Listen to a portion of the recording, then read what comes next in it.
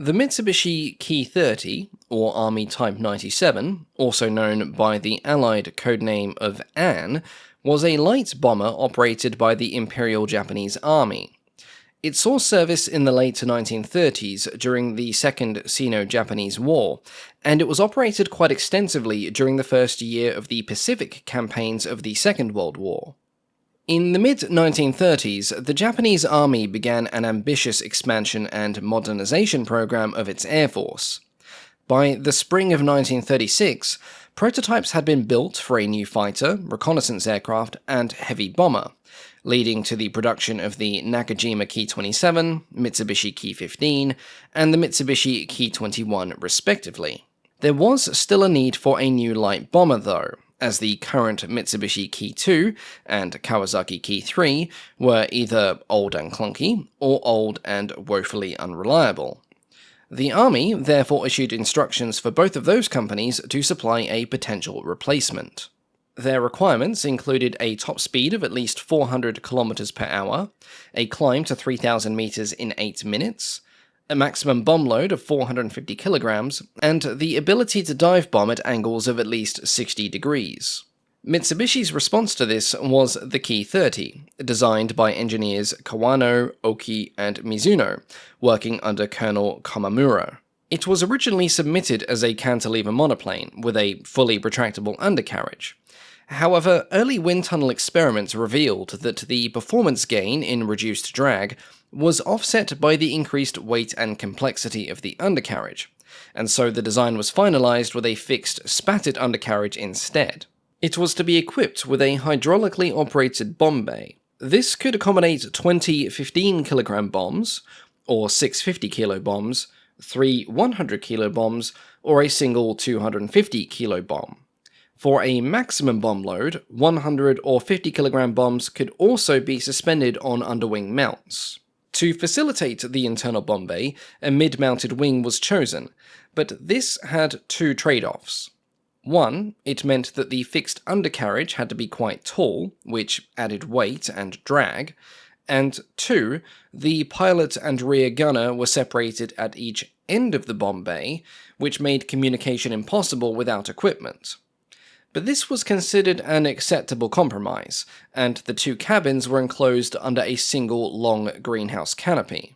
The prototype Ki-30 was completed in early 1937, and it made its maiden flight on the 28th of February. It was powered by a Mitsubishi HA6 radial, driving a variable pitch 3-blade propeller. This was a twin-row 14-cylinder engine that produced approximately 825 horsepower.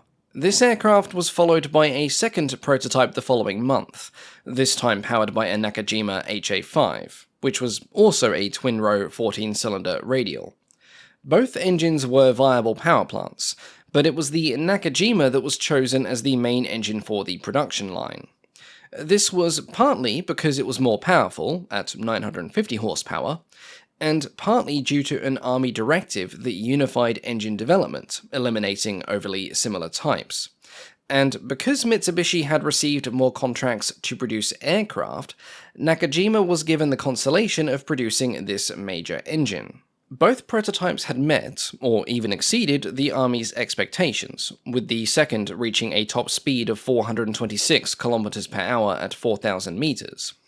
This resulted in a production order being placed, with the Army ordering an initial batch of 16 aircraft for service testing. These testing aircraft were mostly similar to the prototypes. The only visible changes were the removal of the outboard wheel covers, to prevent mud building up inside on grass airfields, and the arrangement of the guns. The pilot had a single forward-firing 7.7mm Type 89 machine gun, and the rear gunner had the same but on a flexible mount. Now, on the prototype, the pilot's gun had been mounted in the upper portion of the port side undercarriage, but it was then relocated to the wing for the production model. Why it was mounted in the undercarriage isn't clear, though this was something of a trend for various interwar designs at the time, both in Japan and elsewhere. For some, it was done for ease of access on the ground, but the undercarriage arrangement made ammunition feeding unnecessary or complicated, so it was generally abandoned. Whether this was the reason for the choice with Mitsubishi is unknown. Now, the only problem encountered with the service trials was one that had been already highlighted during the prototype testing. The Ki-30 could not dive bomb at sharp angles. Though a disappointment, it was not considered a critical failing. The aircraft could still perform shallow attacks with relatively good accuracy, its engine was wholly reliable, and it was considered quite maneuverable for an aircraft of its class. In consequence of this, it was decided to use the Ki-30 as a stopgap measure, and the dive bombing role would be fulfilled by its eventual successor. Thus, mass production was approved, and the first aircraft rolled out of Mitsubishi's Nagoya factory in March of 1938.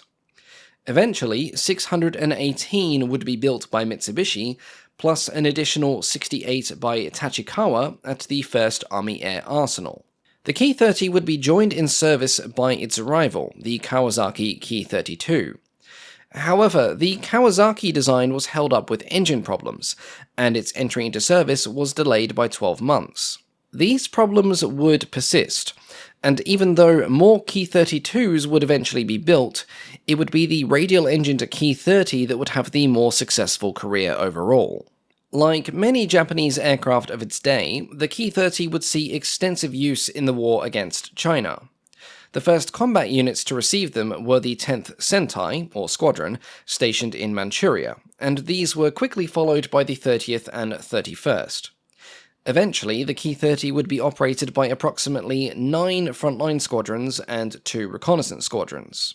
Operating with Ki-27 fighters as escorts, the Ki-30s quickly racked up a tally of successful operations. The type proved especially effective at making high-speed strikes against Chinese airfields and staging points. Its high speed, compared to Chinese fighters, kept it out of trouble, and the reliability of the Nakajima engine kept the type serviceable, even in the most remote locations. Something that could not be said for the Ki-32, the engine of which served better as a giant portable device for boiling vast quantities of water. In general, the actions over China proved the effectiveness of the Ki-30, and this was mirrored by combat reports from the clashes with the Soviet Union during the battles of Khalkhin Gol. According to Japanese records, only 16 Ki-30s were lost during the 4-month clash, but this should be taken with a few grains, or kilograms of salt, as loss reports from both sides were either over- or underclaimed in the reporters' favor. By the time of the Japanese attack on Pearl Harbor, the Ki-30 formed the backbone of the Army's light bomber force, and it would see use during the Pacific Campaign as a strike and ground support plane. Initially, the Ki-30 performed well due to the limited opposition from Allied aircraft. For example, during the early stages of the Japanese offensive in the Philippines in December 41, the 16th Sentai's Ki-30s encountered almost no resistance. They participated in bombing raids with relative impunity, such as the notable attack on Bataan, where unescorted Ki-30s struck targets with minimal casualties. This, combined with the shock factor of Allied encounters with the Mitsubishi Zero, gave Ki-30 pilots a false sense of confidence and superiority over their American opponents. However, the situation was very different when the Ki-30 faced more advanced Allied fighters. In this time of rapid advancement, it was already showing the signs of obsolescence. Provided it was operated with fighter cover, or where minimal enemy fighter was present, the Ki-30 did perform adequately. But if caught alone with enemy fighter cover, it would be a sitting duck for the modern fighters of 1941 and 1942. For example, on December the 23rd, 1941, in a major air battle over Rangoon, Ki-30 bombers, alongside other Japanese aircraft, were intercepted by the American Volunteer Group, the Flying Tigers, and local British defense fighters. The American pilots flew the venerable Curtiss P-40, and the Brits had the considerably less venerable, but still vaguely useful, Brewster Buffalo. The result was a one-sided beatdown that saw the destruction of many Ki-30s. During the course of 1942, this was repeated on and off, with losses directly correlating to the strength of fighter support, and by the end of the year, the Ki-30s were being rapidly withdrawn from frontline operations. This was hastened by the fact that, like many other Japanese aircraft, the Ki-30 was simply too fragile when compared to its American rivals. The lack of armor, no self-sealing fuel tanks, and a relatively light frame meant that it stood no chance against a hail of 50 caliber machine gun fire, and pretty much every American fighter in 1942 had at least 4 of these powerful guns at their disposal. Withdrawn from the hailstorm of American Dakar, some of these aircraft were then delivered to the Royal Thai Air Force. They joined a small number of Ki-30s that had been directly ordered back in 1940, and which were being used against the French in French Indochina. There they remained in service for a considerable period of time, and the last were not struck off charge until the start of 1950. Back in Japan, the Ki-30 spent the next few years operating at various Japanese training schools, notably those at Hakota, Mito, Gifu, and Hamamatsu. Then, like with many other aircraft, the surviving Ki-30s were repurposed into kamikazes, with most of them being expended in strikes during the Battle of Okinawa. None of the Ki-30 strikes are known to have succeeded, and as a result, none of the type survives to this day. As always, thank you all so much for watching, and a big thank you, of course, to the Patreon supporters, and a big thank you to our Wing Commander patrons, our highest tier members. If you have any questions, feel free to drop them in the pinned comment down below, and I will try my best to answer them. But for now, thank you all so much for your continued support, and I will catch you all next time. Goodbye.